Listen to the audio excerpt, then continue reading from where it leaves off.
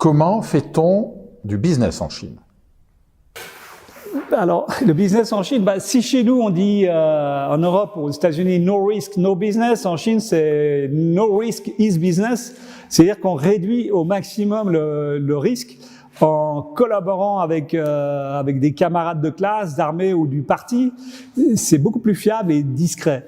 Alors les Chinois investissent beaucoup dans des domaines qu'ils peuvent toucher, comprendre, comme par exemple l'immobilier.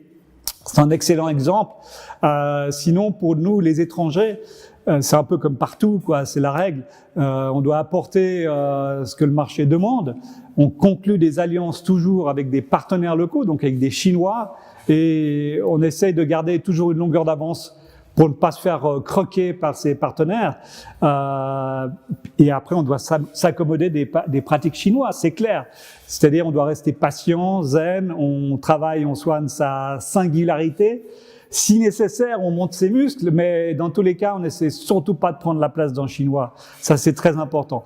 J'ai eu un exemple d'un ami français spécialiste des médias, il parlait parfaitement chinois, qui a rejoint un important groupe qui était devenu lui-même le conseiller spécial du CIO, et il avait proposé de restructurer la force de vente de la division média du groupe, avec comme première décision de se séparer du chef des ventes, qui devait probablement prendre des commissions sur les affaires.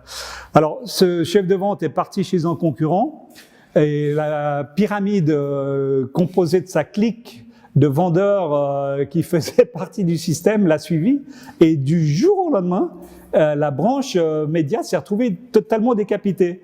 Alors, mon ami avait pourtant eu carte blanche pour gérer le processus. Il pensait vraiment que tout allait simplement pouvoir être géré par lui-même et ses équipes en place, et il s'est retrouvé juste après quelques mois nu comme en verre. Et après, il a perdu son job.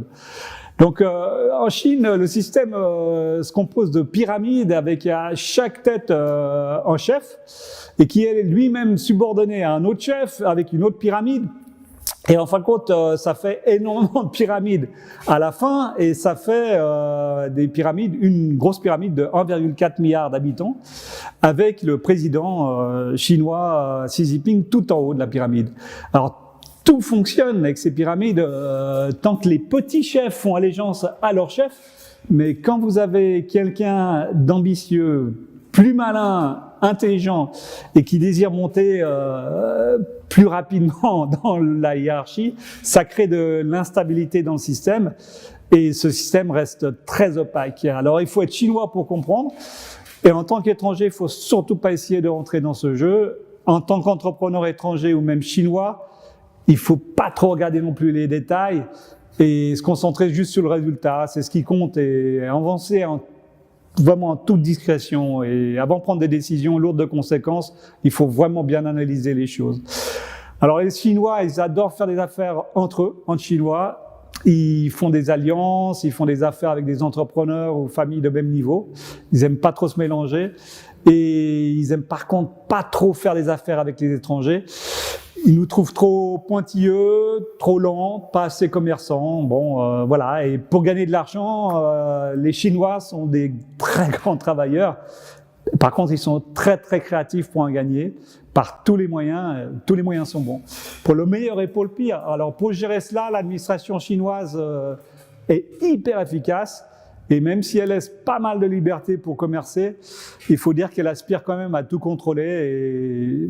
Et un exemple, la monnaie numérique de yuan crypto chinoise va sûrement renforcer cet objectif. Et pour le meilleur et pour le pire, on verra bien.